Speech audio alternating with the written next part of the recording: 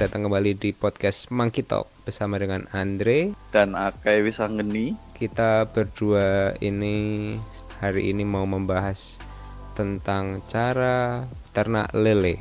Udah banyak itu, Pak. Oh iya, udah banyak ya. Kita harusnya lebih lebih edgy ya. Harusnya gini loh, di masa pandemi ini udah bukan musimnya ternak lele. Gimana caranya ternak babi ngepet? Iya Itu akan juga. jauh lebih menguntungkan. Jadi kenapa kita nggak memodernisasi cara untuk ngepet? Misal dulu pakai lilin, kita harus jagain. Kenapa nggak ganti neon aja gitu? Jadi nggak harus dijagain dan dia nggak bakal mati. Lebih artsy gitu ya kalau pakai neon ya. Atau pakai lampu-lampu tumbler gitu, jadi babinya nyala-nyala. Enggak lah, dan wae deh Babinya bahas ngepet. Nanti dosa itu enggak baik itu. Dosa itu dilarang Tuhan. Kita yang disetujui oleh Tuhan aja. Kita ngomongin soal hubungan, apa ini? Oke, relationship ya. Ini posisi kita berbeda ya. Kalau aku kan statusnya sudah menikah. Kalau kamu kan masih single kan. Satunya taken, yang satu single. Jadi kita punya dua sudut pandang berbeda yang bisa kita pakai buat bahas tema malam ini. Ya, kita mau membahas tentang mengubah pasangan. Berat banget ya, mengubah pasangan. Sebenarnya nggak berat sih. Ini masalah yang banyak banget dihadapi sama couple di luar sana yang berusaha aku tuh pengennya kamu tuh gini, berusaha untuk mengubah. Ya mungkin maksudnya baik sih, kan pengen pasangannya jadi misalnya dandan atau makeup atau kelihatan lebih rapi atau apa. Cuman kadang-kadang jadi ketika caranya salah dan kemudian memaksakan gitu kan, jadinya kayak semacam apa ya, nggak nyaman gitu loh jadinya. Nah itu yang kita mau bahas malam ini ya. Oh, tak kira mengubah pasangan tuh pakai sabuk atau pakai itu, pakai tongkat sakti itu, Henshin gitu kan. Oke, kita kalau pasanganmu adalah Kamen Rider atau Ultraman mah pakai itu aja selesai. Kalau pasanganmu ada Ultraman, mending kamu putusin aja. Bayangkan kalau kamu lagi naik-naik di kosan terus dia tiba-tiba membesar, kosanmu rusak. Jepang itu udah habis berapa miliar untuk membangun kembali infrastruktur yang dihancurkan Ultraman. Iya. Kamu tahu kenapa pulaunya Jepang tuh segitu-gitu aja? Ya karena ada Ultraman. Bayangkan kalau nggak ada Ultraman, dia bisa segede Cina. Oke. Jadi kita bahas Ultraman malam ini. Yo, nek menurutmu kayak kan katanya ada gini, cintai aku apa adanya ya kan. Nek aku cantik yo kamu harus terima. Kalau aku nggak bisa naik motor Harley ya kamu harus terima. Tapi apa ya ngono ya. Sebenarnya kan kayak gini loh. Maksud oke lah, kita semua paham bahwa maksud seseorang meminta pasangannya untuk berubah itu kan pasti biasanya buat biar lebih baik gitu kan. Ya kalau itu mengubah dalam artian penampilan mungkin lebih gampang gitu. Masalahnya yang kemudian banyak terjadi adalah mereka berusaha untuk mengubah sifat atau karakter dari pasangannya, yang itu sangat kecil kemungkinannya untuk berhasil, kecuali memang si pasangan itu sendiri yang mau berubah. Kayak misalnya yang banyak kasus kan sering banget kejadian. Gini, konsepnya gini, cowok itu apa sih yang, kalau kita ngomongin relationship ya, apa sih yang dibanggain cowok ke teman-temannya yang cowok, kumpulannya gitu, ke gengnya. Ukuran kelamin kayaknya. Men, kita nggak pamer kelamin di kumpulan geng. Pamer ini kali. Pamer gandengan. Nah, cowok gini, kayak semacam pride atau kebanggaan cowok di hadapan temen-temennya adalah ketika dia punya cewek yang cakep. itu kayak semacam apa ya, boosting atau menaikkan dalam tanda kutip derajat si cowok itu di mata teman-temannya. Anjir si Akai ceweknya cakep banget ya, itu kalau cowok itu. Sementara kalau cewek itu beda. Nah, problemnya adalah cewek itu nggak kayak gitu. Cewek itu gini, ketika cowok itu kebanggaan cowok ke teman-temannya adalah punya cewek yang cakep. Kalau cewek, yang kebanggaan dia ke teman-temannya cewek adalah ketika dia bisa mengubah pasangannya yang brengsek jadi baik. Ini konsep dasar tapi banyak orang yang nggak paham soal ini. Ini kenapa banyak cewek yang akhirnya mau pacaran sama cowok-cowok yang brengsek gitu, bad boy lah, suka main tangan, selingkuh apa. Kenapa kayak gitu? Misal gini, ada satu cewek, dia punya cowok gampang marah, temperamen, suka mukul, dan dia udah berapa kali dipukul sama cowoknya gitu. Ketika si cewek ini akhirnya curhat ke teman-temannya, pasti kan teman-temannya nyaranin udah putus aja gitu. Si ceweknya sendiri alasannya adalah aku tuh masih sayang banget sama dia, aku ya dia tuh aslinya nggak gitu, dia tuh aslinya baik kok. Itu tuh sebenarnya cuma ego gitu. Alasan aslinya adalah itu tadi, dia pengen mengubah cowok yang kasar itu jadi baik gitu. Kenapa? Karena itu yang bakal dia pakai untuk membanggakan dirinya di depan teman-temannya, cewek-cewek yang bertahan sama pacarnya yang abusif atau yang suka selingkuh atau apa gitu. Kenapa? Ya karena itu tadi, karena si ceweknya masih berusaha untuk bisa mengubah si cowok. Yang jadi masalah adalah itu udah karakternya si cowok gitu. Jadi ya bakal susah banget untuk berubah. Endingnya ya udah, dia curhat habis dipukuli cowoknya, kitanya nyuruh putus dianya nggak mau, akhirnya nanti pasti akan terjadi pola, biasanya cowoknya minta maaf atau perlu nangis-nangis, mereka balikan, kelihatan damai, habis itu terjadi lagi gitu. Si ceweknya dipukul lagi, balik ke kita curhat lagi, disuruh putus nggak mau, akhirnya cowoknya minta maaf lagi, udah kayak gitu terus. Konsepnya kayak gitu sebenarnya. Tapi ada yang gini kayak, ada orang yang terlihat ini orang tuh kalau udah sama cewek ini gitu ya, satu cewek ini udah putus sama si A lah. Dulu putusnya kenapa? Iya di ini apa namanya, KDRT gitu kan, dipukulin gitu, udah putus, terus dapat cowok baru. Nah cowok barunya ini suka nyuekin gitu, jadi perilakunya 11-12 sama pacar sebelumnya misalnya gitu. Terus kan kita lihat polanya toh, dia suka cerita misalnya, dan kita lihat tuh ini cewek kok dari dulu dapatnya cowoknya gitu-gitu mulu, pasangannya gitu-gitu mulu. Apa ya, emang dia itu memang lebih suka atau cocok dengan karakter pasangan yang suka kekerasan apa KDRT gitu. Tapi kan ya kalau pacaran kan masih bisa putus nyambung, tapi kalau udah nikah, udah diikat perkawinan tuh menurutku ya nggak oke kalau terus kemudian nikah cerai itu sebuah pola yang tidak sehat sih. Ya sebenarnya kan kenapa mereka putus dan kemudian dapat cowok yang kayak gitu lagi, ya karena egonya tadi itu, dia nggak bisa naklukin satu cowok yang kasar itu dan akhirnya putus. Dia akan nyari yang lain yang menurut dia bisa ditaklukin dan dia akan bertahan di situ ya. Cewek itu sukanya apa sih? Tantangan. Ketika ada cowok gebetannya cuek, gebetannya kasar, cewek kan wah menantang, deketin gitu. Banyak kan kasus kayak gitu. Nah kak, Ya karena egonya mereka aja pengen naklukin si cowoknya itu, ya pengen merubah jadi cowok yang baik-baik gitu.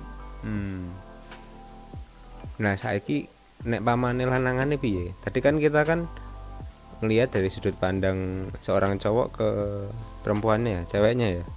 Banyak kan ceweknya itu memang mencari tantangan gitu. Nah Ya sebagai cowoknya gimana? Apakah memang kita itu harus menjadi seorang bad boy untuk bisa dipertahankan oleh si perempuannya gitu? Sebenarnya ya enggak sih. Ini masalahnya ini apa sih istilahnya? Nggak bisa dipukul rata ya. Karakter tiap orang tuh beda. Biasanya kalau ceweknya bucin banget sampai kayak gitu, rela dipukuli, rela bayarin apa-apanya, padahal cowoknya nganggur, cowoknya nggak jelas gitu. Terus dari sisi cowoknya, ya bukan berarti kalau misalnya kita jadi cowok harus jadi kayak gitu, ya nggak juga gitu loh. Maksudnya balancing aja. Kan sebenarnya gini, pacaran itu kan soal kesepakatan dan kerjasama.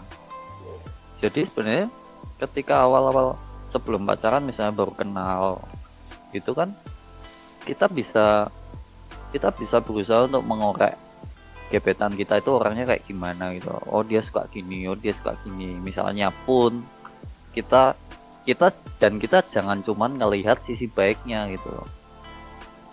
Lihat juga sifat jeleknya apa. Bisa nggak kita mentolerir sifat jeleknya itu? Misal nih, aku cowok, aku pribadi aku nggak suka mabuk. Misalnya aku suka sama satu cewek, terus dianya tuh kadang-kadang mabuk atau kadang-kadang dia ngerokok gitu. Tinggal akunya sendiri, bisa nggak aku nerima itu? Aku tinggal ngeliat. Pilihanku adalah ketika aku punya aturan, aku nggak mau punya cewek yang suka mabuk atau suka ngerokok. Ya udah tinggal. Tapi ketika nggak masalah, itu pun dilihat lagi gitu. Ada ukurannya kan. Dia kok mabuk kayak gimana, dia kok ngerokok kayak gimana, bisa nggak bersikap di tempat dan waktu yang berbeda gitu. Kan nggak mungkin juga misalnya tiap hari mabuk gitu, nggak lucu juga. Walaupun ada ya. Ya ada, makanya kan kalau ada dan itu di luar batas aturan kita, batas kriteria kita, ya kenapa harus dipaksain dia masuk gitu. Nah gini kayak Orang kan cenderung kayak gini gitu. Lay. Kalau posisinya kita dalam proses pacaran gitu ya, mungkin ngambil keputusannya nggak terlalu panjang lah ya. Kalau kita pikir wah ini kayaknya enggak deh, nggak cocok, ya udah putus, udah selesai, tinggal ngomong ya kan, atau udahlah kita kayaknya nggak cocok gini gitu. Nah kalau sekarang kita bicara udah nikah, itu kan udah beda cerita gitu kan. Dan itu juga Nah, anehnya itu banyak cerita serupa gitu ya, cerita nggak cocok atau merasa wah ternyata sifatnya berubah, atau kok dia begini, kok dia begitu, terutama di masa-masa awal gitu loh perkawinan gitu. Biasanya sih dalam tahun pertama lah, 1 tahun pertama. Nah kejadian konflik ini nih paling terlihat bagi pasangan-pasangan yang pendekatannya itu pendek, masanya pendek. Misalnya kenal 3 bulan, sebulan gitu ya, lalu langsung memutuskan untuk menikah karena satu dan lain hal ya. Itu nanti ketika udah resmi gitu ya, udah sah gitu, nanti proses kenalannya itu terjadi di awal itu. Ada yang berhasil, iya ada sih. yang bubar gitu. Yes, bener. Makanya kalau aku pribadi ya aku lebih suka pacaran lama sih. Karena bahkan mau pacaran lama pun nanti ketika nikah juga pasti ada hal-hal yang bakal kita baru tahu gitu. Oke, kalau menurutmu masa pengenalan yang cukup gitu ya waktu pacaran, kalau aku gini, sebetulnya nggak apa-apa sih, mau pacaran sebentar terus nikah ya nggak apa-apa. Tapi catatannya begini, orang pacaran sama orang nikah itu tanggung jawabnya beda kan. Yes. Pacaran tuh anggap aja pacaran itu tanggung jawabnya itu dari satu orang ke orang yang lain, 2 orang lah ya, yang berurusan 2 orang. Nah begitu nikah, 2 orang ini tuh disaksikan gitu, ada saksi, ada yang menyatuin ya. Kalau di KUA ada penghulu kan. Berarti sebetulnya secara tidak langsung penghulu itu pun juga bertanggung jawab terhadap pasangan itu karena sudah menyatukan gitu kira-kira. Kalau seandainya pasangan itu tidak langgeng atau kandas gitu ya, cerai gitu ya, itu ada banyak kemungkinan. Skenario nggak mungkin satu, tetapi seringkali yang terjadi di tahun pertama perkawinan itu karena pasangan itu nggak komunikasi, nggak berusaha menggali lebih dalam. Heeh. Apa yang tampak di depan mata, apa yang dirasakan saat itu juga itu langsung menjadi penilaian selamanya gitu, penilaian permanen gitu loh. Heeh. Itu sih. Bener sih. Makanya kalau apa ya, kalau di Islam, karena aku sendiri Islam, Muslim, kalau di Islam kan ada konsep ta'aruf itu. Aku pribadi belum berani pakai model ta'aruf gitu. Karena aku sendiri tahu kriteria apa yang aku cari buat pasanganku itu. Apa sifat jelek dari pasanganku yang bisa aku terima dan enggak. Nah, kadang yang ditakutkan adalah gimana ketika kita udah nikah dan ternyata ada sifat jelek yang dari pasangan yang kita nggak bisa terima. Itu kalau aku sih dari sudut pandangku sendiri kayak gitu, karena menurutku ta'aruf itu dasarnya selain ya memang relationship ya, pernikahan, dasarnya adalah iman gitu. Dan iman itu kan keyakinan. Jadi segimanapun pasanganmu, suamimu atau istrimu, ya karena kamu mengimani, ya terima. Dan itu yang aku belum nyampe di situ gitu. Makanya kalau aku pribadi cenderung lebih memilih untuk pacaran lama. Pacaran lama pun juga kita jangan berpikir bahwa ketika kita pacaran lama cuma buat senang-senang gitu. Justru malah pacaran lama itu kita kayak semacam belajar untuk kerjasama. Karakter dia kayak gimana? Kayak misalnya gini deh, aku dari beberapa kali pacaran gitu ada mantanku yang ketika kami pacaran dianya anteng gitu. Jadi aku yang selalu mimpin. Kita bikin gini yuk, kesini yuk, gini yuk. Dianya lebih apa ya, bukan kalem sih, lebih nurut gitu istilahnya. Tapi ada juga mantanku yang dia inisiatifnya juga tinggi. Kayak aku pengen kesini deh, ya udah ayo. Gini yuk. Jadi dari hal-hal kecil kayak gitu, dari mau main kemana, mau makan apa, hal-hal kecil kayak gitu. Terus ketika ada masalah, handle-nya gimana, ketika dia marah gimana, ketika aku marah gimana gitu kan, kelihatan sebenarnya polanya. Nah itu loh, kita tuh harusnya bisa memahami karakter pasangan kita dari hal-hal yang kayak gitu. Sayangnya banyak yang kemudian nggak mikir soal itu gitu. Ketika misal nih masih pacaran, kebetulan udah pacaran lama nih 5 tahun, baru di tahun ketiga dianya suka mukul, ketahuan gitu, suka mukul, terus bertahan sampai tahun kelima, terus udah nggak kuat sebenarnya, tapi udah disuruh orang tua buat nikah. Terus juga mikirnya udah sayang ya, udah pacaran lama gitu. Ya nggak gitu juga kali. Masa kamu udah dipukuli selama 2 tahun terakhir ini dan kamu masih mau melanjutkan ke pernikahan seumur hidup dan kamu nggak punya kepastian bahwa dia akan berubah? Kan juga itu harusnya jadi pertimbangan dan mau ngelanjut atau selesai di situ. Kadang kita ketika punya relationship gitu ya, kalau pacaran, anggap aja pacaran tadi yang ringan ya. Ketika kita punya masalah, kita curhatnya ke teman toh. Teman ya, orang paling deket lah, entah teman, entah saudara kandung, atau mungkin ada yang nyaman curhat sama orang tua ya. Sebetulnya hal itu juga berlaku juga di pernikahan. Yang namanya konseling perkawinan itu eksis, men. Oh iya benar. Jadi kalau orang udah menikah ya, 2 orang ya, sepasang orang ini menikah, itu tidak berarti persoalan hidup itu ditanggung 2 orang ini aja, tidak. Kalau mereka punya masalah, ya ada orang yang bisa dimintai tolong. Misalnya orang tua Pertama ya paling gampang ya orang tua, terus buat mediator gitu kan ya. bisa mediator atau ya mencari nasihat lah. Kita kan Mm-mm. mencari seseorang yang bisa membantu memecahkan masalah ya kan. Yang namanya konflik itu kan bisa dipandang sebagai masalah, nggak cocok, merasa kurang nyaman sama perilaku pasangan, itu kan masalah kan. Oke. Kadang kita udah berusaha atau mungkin nggak tahu gimana ya caranya, nah itu kan butuh Oh ya, masukan kan. Tapi benar-benar. gini, masukan ini nggak boleh sembarang masukan, dalam arti kalau misalnya kita punya teman tapi temannya toksik ya malah jadi hancur, malah udahlah ceraiin aja gitu-gitu kan. Atau mungkin wah ya udah kita rudalin aja itu mobilnya gitu kan, ya itu nggak sehat lah.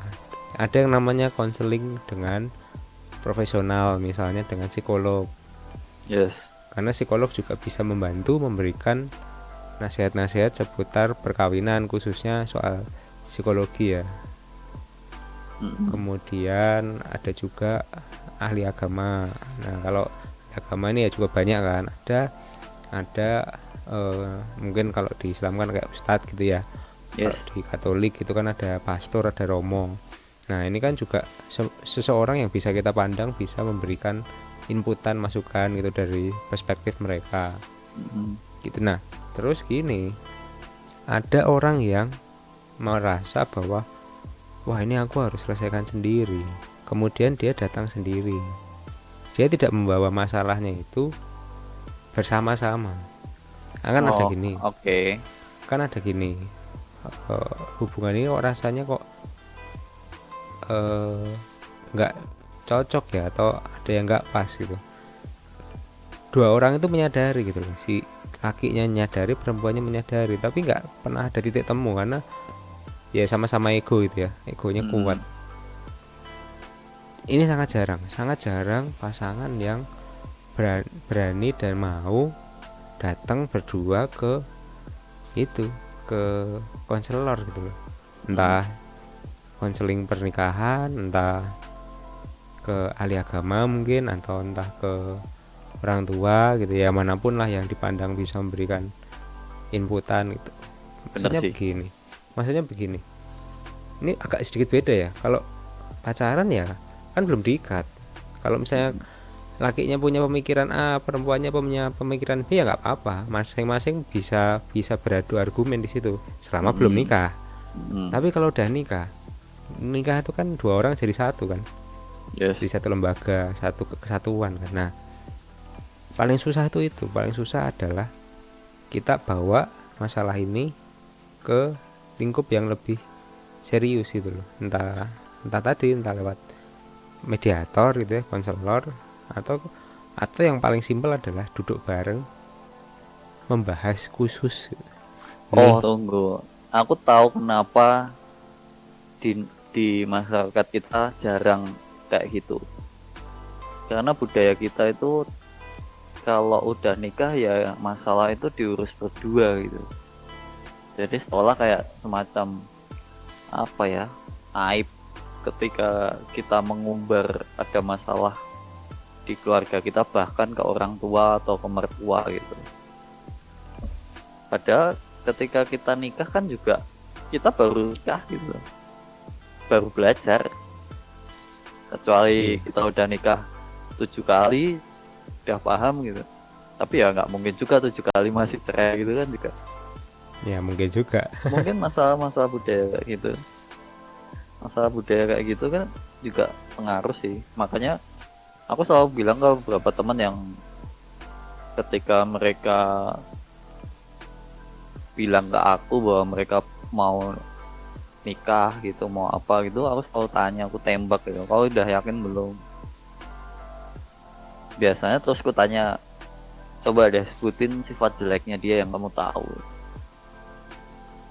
Ketika udah dijelasin, dia jelasin, dia tuh jeleknya gini-gini, nah itu kamu bisa terima nggak? Atau kamu berusaha ngubah? Iya. Karena ketika kita berusaha ngubah kan, dan si pasangan nggak mau diubah kan, juga akhirnya kita memaksakan. Kitanya nggak nyaman dia nggak berubah, dianya nggak nyaman kita desak terus untuk berubah itu kan yang repot. Makanya tetap kayak komunikasi. Terus tadi benar, misalnya harus ada mediator dan segala macam. Itu kalau udah nikah itu juga benar gitu, karena kita tetap butuh sudut pandang dari orang luar yang bisa ngelihat masalah kita jadi lebih terlihat, apa ya, karena dia orang luar jadi ngelihat masalah kita itu enggak berpihak lebih objektif gitu. Nah iya, lebih objektif. gini. Aku kan udah nikah ya, udah melewati awal-awal masa perkawinan lah, sampai Yes. pada di titik dimana aku berpikir begini, kalau misalnya aku sebagai suami dan istriku itu sebagai pasanganku ya harus tahu semuanya, bisa gila. Karena apa? Masalahnya itu kan banyak banget. Yes. Ini juga bukan cuma masalah mengetahui perilaku kebiasaan pasangan, enggak, lebih dari itu. Kalau kita udah bicara soal misalnya punya anak aja pemikirannya udah beda, caranya udah beda. Oke. Itu yang lebih tahap lanjutannya lah gitu kan. Atau misalnya di hadapan dalam kondisi susah gitu loh, misalnya kayak sekarang kan pandemi, bisa nggak sih kita melewati ini gitu. Itu kan juga persoalan yang harus dihadapin bersama kan. Yes. Orang satu bisa berpikir seperti ini misalnya dalam melihat sebuah ancaman pandemi ini, anggap aja sebagai bencana lah, anggap aja bencana, terus bikin kita morat-marit gitu kan, bikin kita kacau balau. Oke. Ada orang yang melihat seperti itu sebagai ancaman yang luar biasa, kemudian kan panik, stres, depresi, cemas gitu ya, cemas berlebihan. Nah kalau itu yang terjadi di pasanganmu, apa yang kamu lakukan? Itu kan juga sebuah persoalan ya. Apakah kita mau membangun, sudahlah istriku, dunia itu tidak akan berakhir, percayalah kepada Tuhan Yang Maha Esa, deraskan doa-doa itu, percayalah semuanya akan berakhir. Ya iya, itu akan berakhir, tapi kan kita hidup di masa sekarang ya. Apa yang bisa kita lakukan sekarang gitu. Jadi kadang-kadang kata-kata manis itu gak cukup kan. Yes. Motivasi ya, kata-kata motivasi itu gak cukup. Oke, ya bener. Tapi juga perlu adanya action kan. Yes. Tindakan nyata di dalam kita berumah tangga itu. Oke, sekarang kita kondisinya begini, kita bisa lakukan apa, kamu bisa lakukan apa, aku bisa lakukan apa, kita coba cari cara. Yes. Itu yang kupikir ketika mungkin ya teman-teman ada yang merasa luar biasa tertekan, terutama sebagai pencari nafkah, biasanya bapak ya, suami ya, mencari nafkah dalam kondisi pandemi, penghasilan tidak menentu. Engkau anak bojoku tiga imam apa? Kan biasanya pertanyaan paling pertama kan itu, apa yang bisa aku kasih buat anak istriku. Sementara misalnya aku kondisinya penghasilan menurun drastis atau bahkan terburuknya di PHK. Nah persoalan berat ini tuh menurutku ya janganlah dipendam sendiri. Oke. Tapi berikanlah juga, obrolin juga ke pasangan. Kan kita ini kan konteksnya keluarga, bukan Superman gitu loh. Kita kan bukan Clark Kent gitu ya. Seorang suami itu bukan Clark Kent gitu yang bisa memberikan apapun seketika gitu ke pasangannya. Tapi kalau kita obrolkan, kita diskusikan, libatkan pasangan itu untuk mencari solusi, itu akan semakin memperkuat relationnya itu.